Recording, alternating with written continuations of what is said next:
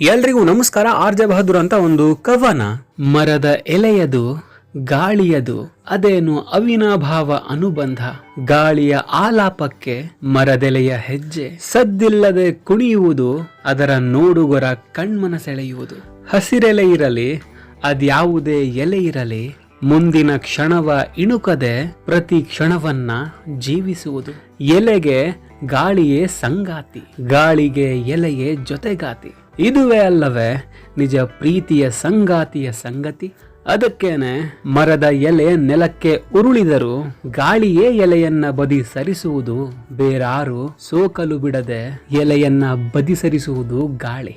ಕೊನೆಗೆ ಅದ್ಯಾರೋ ಎಲೆಯನ್ನ ಜೋಡಿಸಿ ಸುಟ್ಟರು, ಹೊಗೆಯಾಗಿ ಬಂದ ಎಲೆಯ ಆತ್ಮ ರೂಪವ ಗಾಳಿಯಾಗಿ ಬೆರೆಸಿ, ಹೊಗೆಯಾಗಿ ಬಂದ ಎಲೆಯ ಆತ್ಮದ ರೂಪವ ಗಾಳಿಯಾಗಿ ಬೆರೆಸಿ ತನ್ನ ಪ್ರೀತಿಯ ಜೊತೆಗಿರಿಸುವುದು ಗಾಳಿ ಅರ್ಧನಾರೀಶ್ವರನಂತೆ.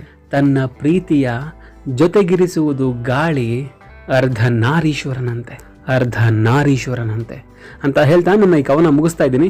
ಇನ್ ಕೇಸ್ ಈ ಕವನದಲ್ಲಿ ಸ್ವಲ್ಪ ಆದ್ರೂ ಏನಾದರೂ ಅರ್ಥ ಇದೆ ಅಂತ ನಿಮ್ಗೆ ಏನಾದರೂ ಆನ್ಸರ್ ಮಾತ್ರ ಮಾಡಿ ಲೈಕ್ ಮಾಡಿ, ಶೇರ್ ಮಾಡಿ, ಮತ್ತೆ ಚಾನಲ್ನ ಸಬ್ಸ್ಕ್ರೈಬ್ ಮಾಡೋದನ್ನ ಮರಿಬೇಡಿ ಅಂತ ಹೇಳ್ತಾ ನೆನಪಿರಲಿ, R J Bahadur son of Uma Devi.